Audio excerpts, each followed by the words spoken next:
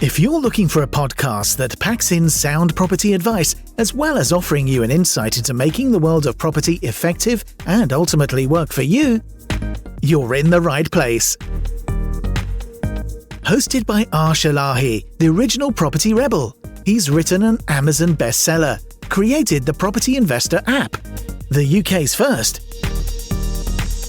and is an experienced property mentor. More importantly, he talks the talk and walks the walk.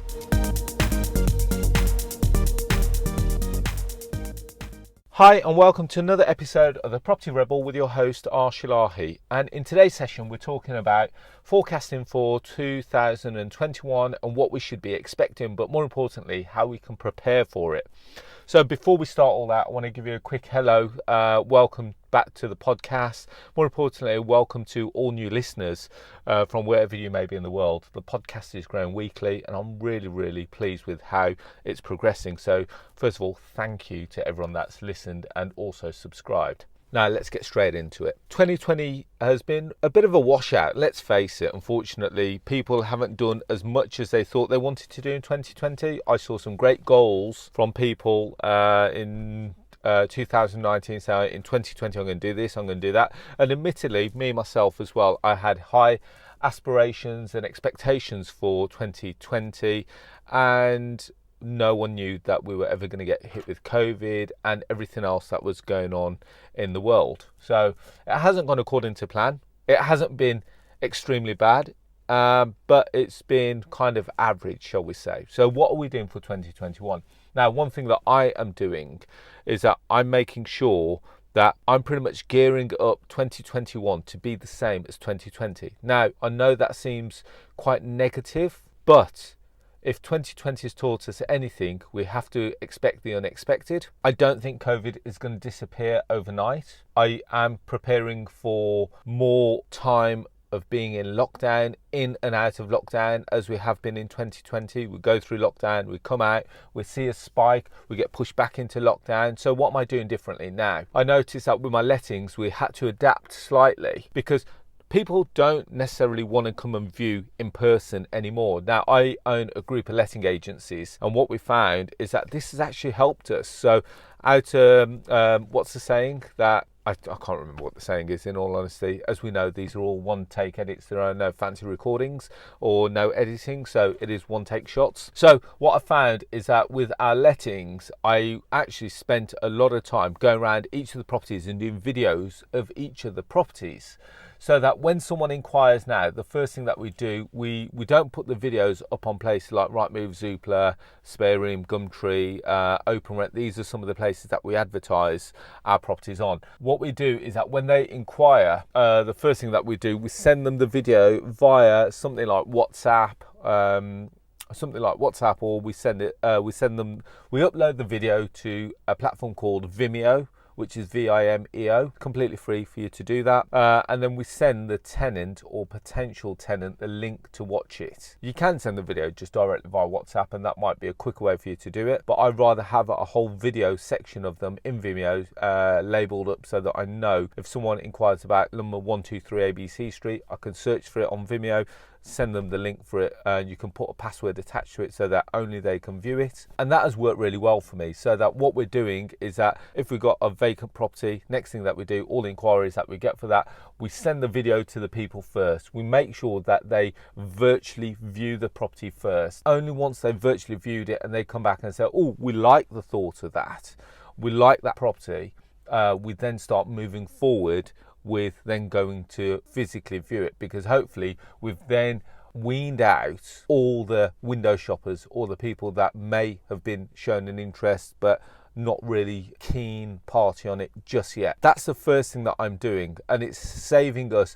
a shed load of time, especially on the letting agency side. We're now not going to meet people who are not keen on the property. So before, let's just imagine we had a property that we're letting for a landlord, or even one of my properties, we may have done 6 or 7 viewings. Now, what we're doing is that we're meeting 2 people at the property who are extremely keen on it, and we're letting on that one viewing. So in essence, on one of the two viewings. So we've kind of cut our travel time down, we've cut our costs down, and it's been and believe it or not, it's been a much more streamlined way of doing business. And this is something that we're going to do going forward to 2021. So we're trying to work smarter, not harder. Next thing that we're going to be doing, we're going to be looking to see how we can streamline some of our costs. So we've got offices, we're looking at whether we really require offices, whether we can have, serviced offices as opposed to high street presence. Do we need high street presence?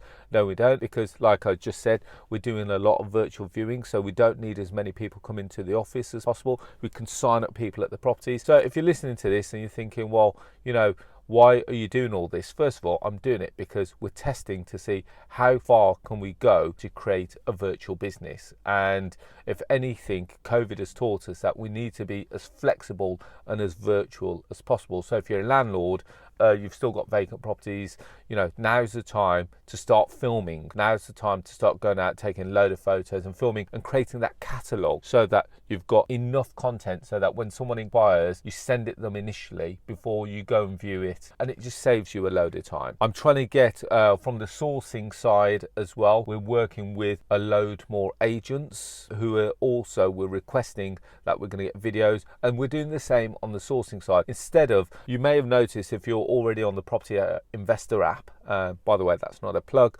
but if you haven't already downloaded it, please go and download it. That is a plug. But you'll see that we're getting a lot more videos done for each of the properties, because what we're saying to people is that before going to view the property, why don't you virtually view it, and if it's of interest, then you reserve it with us formally and then go and physically view it, which means that it's saving us a load of time, it's saving them a load of time, it's saving them a load of money in terms of travel costs, time, etc., to try and justify whether they like the property. The only thing that they can't do virtually is check out the area, but you can do that by making phone calls to like agents in the area, and also just doing a load of research online for that. So there are lots of ways that you can find out things about the property. One thing that I tend to do is speak to quite a few agents. So if I'm looking at one property, I'll probably speak to 3 or 4 agents, ask them what they can tell me about that area, how many properties they've sold, how many properties they've listed. If the property was initially valued at 100,000, what does it eventually sell for? So does it sell for 90? Does it sell for 80? So how far are we off from the asking price? So I'm trying to put in as many virtual things as possible on the app so that it saves investors a load of time. So other thing that I'm doing is I've got a couple of virtual assistants. So I've made sure that we've got all of our systems in place. So before we were using lots of multiple places, we were using Dropbox, we were using Slack. So Dropbox is a storage facility for photos.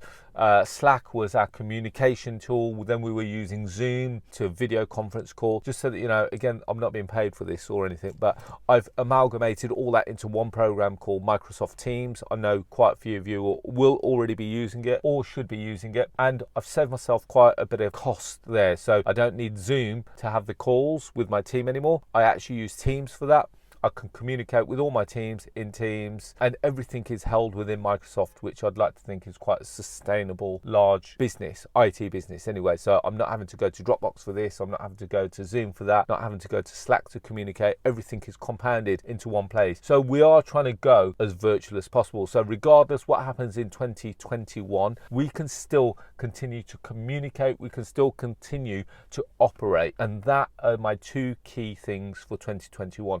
Operate and communicate. When 2020 came in and we had to have lockdown, people couldn't come into the office, people couldn't communicate with us. We've made sure that all our phone calls now are all seamless, so that we've got people that work in the office, we've got people that work remotely, they can still answer calls. So if you call our office number on our 01902 number, you may be speaking to someone in the Philippines, but you're still calling them on the 01902 number. Now, if you're a deal sourcer, if you're a deal packager, you should be having a VoIP style system in place. So these are all the things that I've set up this year, and it is thankfully because of COVID that it's allowed me to do this, because now I can operate from, I hate to say it, but anywhere in the world, and off a laptop and my mobile phone, and I could be working as if I was working in my office in Wolverhampton. All I need is a laptop and a mobile phone. So all the calls come through. I can make all the calls off my mobile as if I was calling off a landline. So if I was to call you, it wouldn't be my mobile number that calls you. It would be my landline 01902 number that calls you, and you would not know any different. And I tried this in 2020. Back in February 2020, I set this up. I was in Oman when I was doing my half Ironman, and I set it up so that I was making all the calls from Oman and people would never know that I was on the other side of the world. Now, the same for my virtual assistants. I've got multiple assistants that work over towards the Philippines and India, etc. And they all use the 01902 number. You would never know that they were sitting on the other side of the world. Now, you can do this. If you're a landlord, you don't have to physically deal with your tenants. You can put them through to a virtual assistant if there's issues, and then it's only the person, the virtual assistant, that you're dealing with. I'm trying to make my tenants quite responsible as well. So one of the things that you've probably heard of in previous podcasts is that instead of all the tenants coming to me and me being the point of contact in each of the houses, I'm making sure that there's a head tenant in place so that initially the tenants of that house go to the head tenant, and then the only person that I really communicate with is the head tenant in that property. So as you can see, I'm trying to systemize every part of my business so that if there's an issue, I'm limiting the amount of people that need to contact me. Everything should be going through. If it's the app, the Property Investor app, it should be going through to the app where my assistants deal with it. If it's tenants and it's my property portfolio, I'll be dealing directly either with my tradespeople or the head tenants, not the hundreds of tenants in the property. So I'm trying to build myself back some more time for me so that it allows me to go off and build other things. So I'm trying to create other virtual businesses, and this is where I think property will be going. If you have a look at what 2020 has taught us, auction houses, do they need the overhead of large spaces to run auctions? No, they're all doing it virtually. Are they still generating the same kind of income as they were when they were holding large rooms? Yes, they are, especially the ones in the Midlands. Some of them are actually breaking more records now when they're holding them virtually than they were when they're holding them in the room. Yes, they're missing the bits of the interaction of the client and the buzz of the room and the people being competitive about bidding, because let's face it, on a computer you can turn once you've had enough or you got up to your final bid, you can turn your computer off and walk away from it. In an auction room you can't really do that. So there are bits that they do miss, and we do miss the interaction, but on the other side of it, it's allowing them to scale up. They can now run hundreds, thousands of properties if they wanted to, and they could do it over consecutive days. So there are lots of ways, and not only that, as the investor, if you were looking at a property going into auction, you can kind of see a timeline as to when that property is going to come on. So you don't have to sit there for the whole day. In an auction, you would normally go and sit there for the whole day and you'd waste a day. On an online auction now, you can pretty much allocate it down to half an hour, which means that you've bought yourself back all that time. There's so many things that 2020 has taught me, and I'm looking forward to implementing them further for 2021. And I suppose what it comes down to is being able to reinvent yourself. And that's what I'm doing. I'm consistently trying to reinvent myself so that I become better at what I do. I sharpen up on what I do. So it allows me to do more stuff. I talked about it over a couple of podcasts, over a couple of episodes, about me recently turning 40. I've got 5 years to fulfill what I would consider all the things that I'm doing in property so that I can retire when I turn 45. As well as that, I'm currently building a couple of houses at the moment. I've got a couple of refurb projects on. So we are quite busy on that side, but I'm trying to get it so that I don't have to physically be there and things run without me. And this is where we should try and get to in a business, because when we get into property, we exchange one job. So if you're in a corporate life, and then we kind of end up running around like a headless chicken in the property world, which to me almost feels counterproductive, because we've then created ourselves another job. And I appreciate that now, instead of working for someone else, we're doing it for ourselves, and we are experiencing the gain for ourselves. We have to be just conscious of that time. And so that's why I've said in this podcast, it's all about reinventing ourselves, understanding where we are now, what we should be doing for 2021. For those that fail to plan now, prepare to... So I can't remember what the saying is. If you fail to prepare, prepare to fail.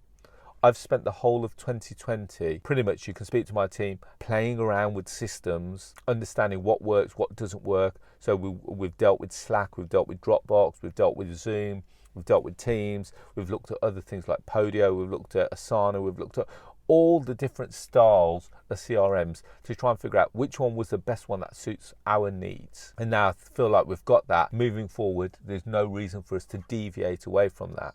And I know that lots of other businesses have done that as well. So guys, I appreciate that this session is not the most sexy of sessions. It is a bit of a boring session because it talks about systems, but you've got to have these systems in place, especially in the turbulent times that we're going to see ourselves now.